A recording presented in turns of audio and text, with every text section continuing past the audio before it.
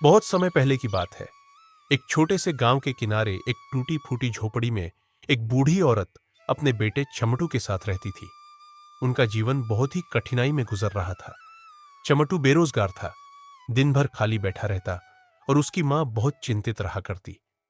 एक दिन उसने अपने बेटे को 100 रुपए दिए और कहा, बेटा, कुछ व्यापार शुरू करो, यूं ही बैठे रहने से कुछ नहीं होगा। चमटू पैसे लेकर बाजार चला गया। पर मन में कोई योजना नहीं रहने के कारण पूरा दिन इधर उधर घूमता रहा, लेकिन उसे कुछ भी समझ नहीं आया कि क्या खरीदे। शाम होते होते वह थक हार कर हताश हो गया। तभी उसे एक बंदर दिखा और न जाने क्यों उसने वही बंदर खरीद लिया और घर लौट आया। घर पहुंचते ही बूढ़ी आगबबूला हो गई। इतना पैसा देकर तूने ये बंदर खरीदा, तुझे कुछ और नहीं मिला? चमटू शर्म से कुछ न बोल सका। आंखों से आंसू गिरने लगे। तभी वो बंदर 2 कदम आगे आया और इंसानों की तरह बोला, मां, चमटू को मत डांटो, मैं तुम्हारी मदद कर सकता हूं। मैं तुम्हारे लिए ढेर सारा सोना चांदी लाऊंगा। अगले दिन बंदर सचमुच राजा के महल से चोरी कर ढेर सारा सोना चांदी ले आया।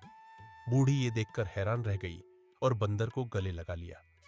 देखते ही देखते बंदर की मदद से चमटू अमीर हो गया। कुछ ही हफ्तों में झोपड़ी महल में बदल गई। नौकर चाकर, ऊंट घोड़े, हीरे मोती, सब कुछ आ गया।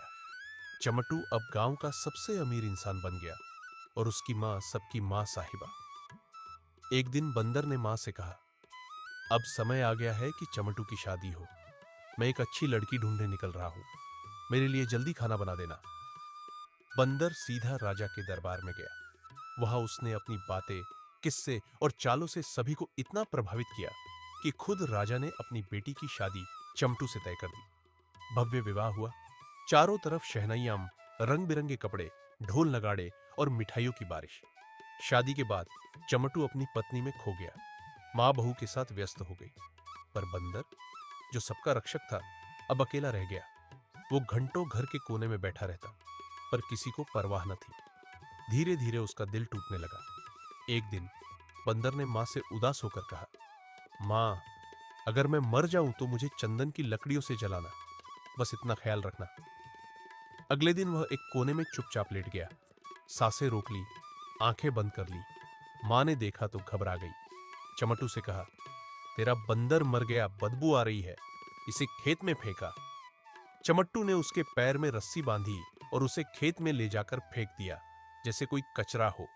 पर बंदर जिंदा था। उसने सब कुछ सुना, सब कुछ महसूस किया। उसका दिल छलनी हो गया।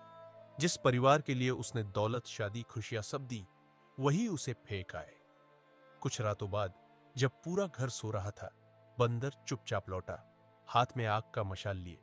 उसने पूरे महल को आग के हवाले कर दिया। जलती आग की लपटों में बूढ़ी, चमटू और उसकी पत्नी सब खत्म हो गए और इधर बंदर अकेला, पर बदला ले चुका था। इस कहानी से हमें सीख मिलती है कि जो तुम्हारे सबसे बुरे वक्त में साथ देता है, उसे कभी मत भूलो, वरना उसकी खामोशी एक दिन सब कुछ जला सकती है।